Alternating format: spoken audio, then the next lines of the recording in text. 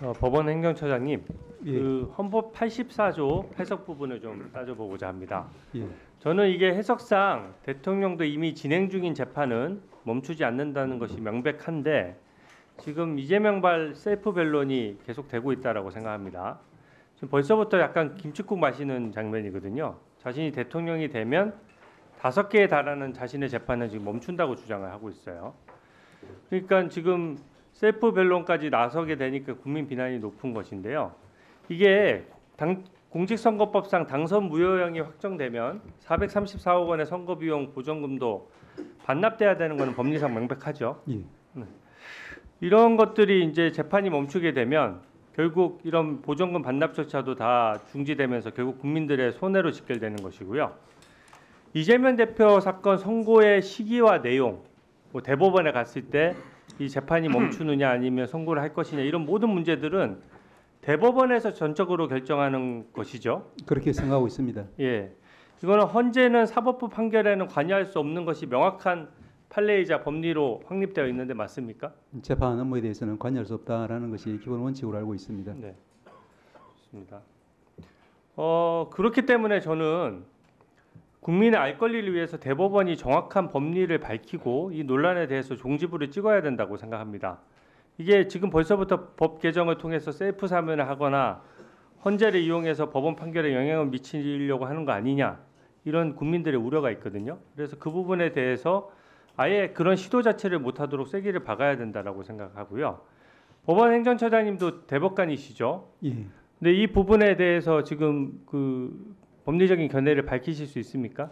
현재 재판 상황이고 이 고등법원에서 이제 판결이 이루어지면은 결론을 어떻게 내리든 간에 상고심에 올라가서 상고심에서 그 부분에 대해서는 대법관님들이 의견을 모아서 판단을 할 상황으로 생각하고 있습니다. 저는 지금 아마 뭐 법원 행정처장님께서 대법관들 전체 의사를 대변해서 말씀하신 게 적절하지 않으니까 저는 이 부분은 국민의 알 권리 차원에서 대법관 회의를 거쳐서 그 원칙, 그 법률 규정에 대한 해석론을 내놓을 필요가 있다라고 생각합니다. 이게 왜냐하면 대법관 회의를 거치면 이 규정에 대한 대법관들의 의견이 공식적으로 표명될 수 있는 것이거든요. 특히 이제 이재명 대표 공직선거법 위반 사건은 아시다시피 2심이 3월 26일에 선고가 예정돼 있어요. 근데 이게 유무죄가 어떻게 나오느냐에 따라서 굉장히 또 경론이 벌어지면서 법리 논쟁이 또 벌어질 수 있거든요. 국민들 입장에서 되게 답답한 일입니다, 사실은.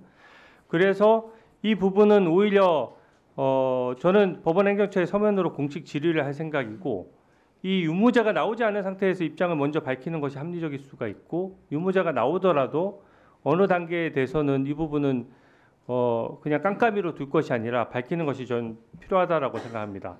저번 서부지법 사태 때 대법관 회의를 통해서 대법관들의 의사가 국민들께 전달된 사례가 있죠. 예, 대법관 회의에서 사법에 대한 중대한 위협이라는 발표 내용을 저도 잘 봤습니다.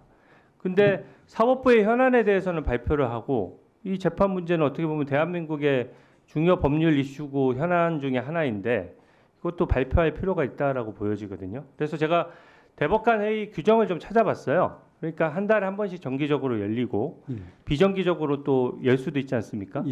그리고 대법원 규칙 등을 개정하는 데도 대법관 회의가 열리지만 대법원장이 중요한 안건이라고 생각하면 안건의 회부에서 대법관들이 논의를 거칠 수가 있습니다.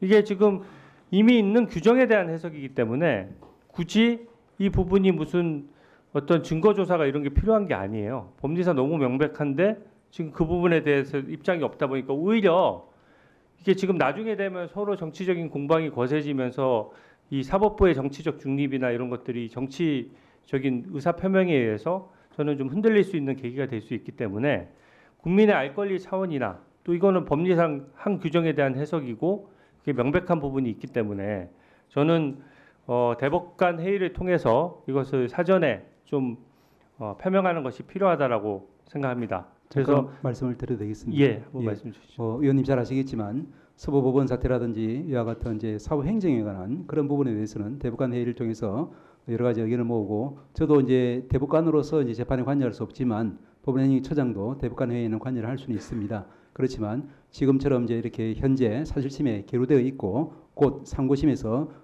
심리할 재판 사항에 대해서는 대법관회의 제가 들어가는 그런 회의를 통해서 의견을 모으고 의견을 밝힌다는 것은 현재로서는 시스템으로서는 중국처럼 대법원에서 사법 해석을 통해서 하급심 법원의 계류 중인 법률적인 쟁점에 대해서 미리 이제 선제적으로 의견을 내놓는 그런 시스템을 우리가 취하고 있지 않기 때문에 조금 어려운 점은 있는 것 같습니다. 네, 한번 좀 검토를 해봐 주십시오. 왜냐하면 법원 행정처에서도 법 규정에 대한 논란이 있을 때 유권 해석을 할 수 있는 권한이 있고요. 또 이 부분이 나중에 조금만 생각해 보십시오. 나중에 이 대법원 결정의 시기가 정해지지 않고 마지막에 선고기일을 통보했을 경우에 국정 혼란 상황을 고려하면 또 전례가 없는 상황이에요. 사실은 헌법을 처음부터 만들 때부터 이 규정 자체에 재판을 받고 있는 상태에서 뭔가 선출직이 되고 이런 상황을 가정하지 않았기 때문에 저는 이 부분에 대해서는 법원 행정처장님 말씀 제가 이해를 했는데 이 부분에 대해서는 좀 한 번 더 법원 행정처 차원에서 제가 공식적으로 질의를 하겠습니다. 고민해 보겠습니다. 한번 고민해 봐 주시기 바랍니다. 논의도 한번 해봐 주시고요. 그게 오히려 저는 사법부 독립에 좀 필요하다라고 생각해서 그런 것이니까요. 대통령 석방과 관련해서도 좀 간단히만 말씀드리겠습니다. 자꾸 법을 만들어서 석방했다는 식으로 민주당은 주장하는데 저는 전혀 그렇게 생각하지 않습니다. 지금 이재명 대표 같은 경우에는 오늘 보니까 수십 년간 아무 문제 없이 적용되어 온 공직선거법도 위헌이라고 하면서 또 위헌법률 심판 제청을 두 번째 또 신청을 했어요. 있는 법도 위헌이라고 하는 판국의 법 규정을 인권에 보다 부합하는 방향으로 한 것은 저는 위인설법이라고 볼 수 없다라고 생각하고 오히려 민주당의 주장이 내로남불이라고 생각합니다. 이번 구속 취소 결정은 제가 봤을 땐 기존에 명확한 판례가 없는 상태에서 수사기관의 편의대로 해석할 것이 아니라 재판받는 피고인의 인권과 권익을 우선하라는 취지로 이해가 되는데 맞습니까? 잠깐 말씀드릴까요? 네. 예, 위원님 말씀으로 저는 이해를 하고 있고 다만 이제 그 재판부에서도 이제 결정문에 담은 것처럼 이 부분은 지금 이제 그 일상적으로 이제 구속이 이루어지고 또 구속기간 산입 혹은 불산입 문제가 계속 대두되고 있고 또 검찰에서도 이제 계속해서 그 재판부의 결정에도 불구하고 일수로 계산하겠다라고 하고 있는 굉장히 혼란스러운 상황이 앞으로 좀 지속될 수밖에 없기 때문에 저희들은 이제 그 재판부 취소 결정 재판부의 입장처럼 이 부분에 대해서는 적시항구를 통해서 상급심의 판단을 받는 것이 좀 필요하다라는 생각은 가지고는 있습니다. 아닙니다. 아직 적시항구 기간 남아 있으니까 말씀드리는 겁니다.